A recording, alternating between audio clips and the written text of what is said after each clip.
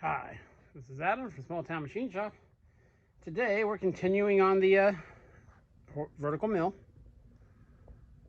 So what we're going to do today is hopefully get the backing plate tacked up and the tie down nut, the tensioning nut, welded in. Now, okay, I'm going to tell you right now, when this is done, it's going to look rough. Okay, I'm going to clean the stuff up a little bit, but I need to get it together, testing it, make sure it runs, because the head over here, you know, I was just told that everything works on it, except for the motor was bad. So what I'm going to do is get this guy going, and then I'll make I'll get the, exact on dimensions, and these two plates, the other plate and the motor plate, I'll go to one of the shops I do some work with, and I'll have them cut it out on a plasma table, so everything's the exact size and all nice and all that. Maybe put some contours and stuff in it. But this unit is designed to be 100% function over form.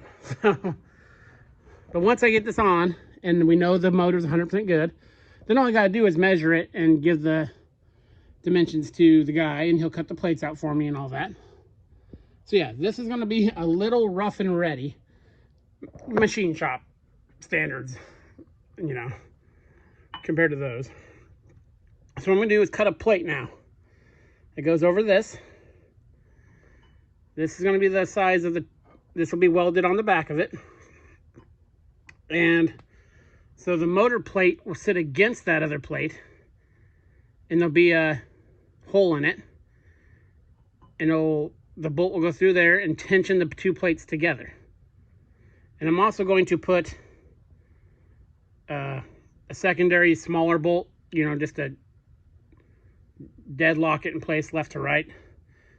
But that's going to be a crazy amount of tension from that bolt. So I'm sure that'd be enough, but it is a heavy motor, so I'm going to put a secondary offset bolt so it can't possibly tip.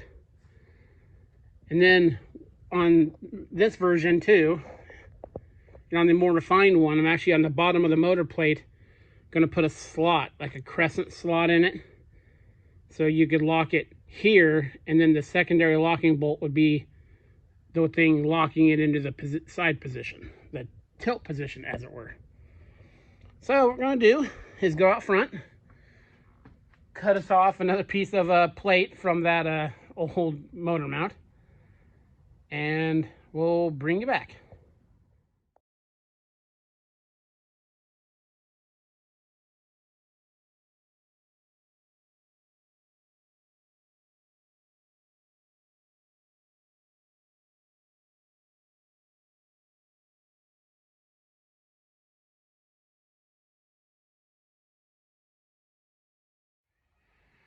Okay, so ended up using a different plate, and made the back thing to it.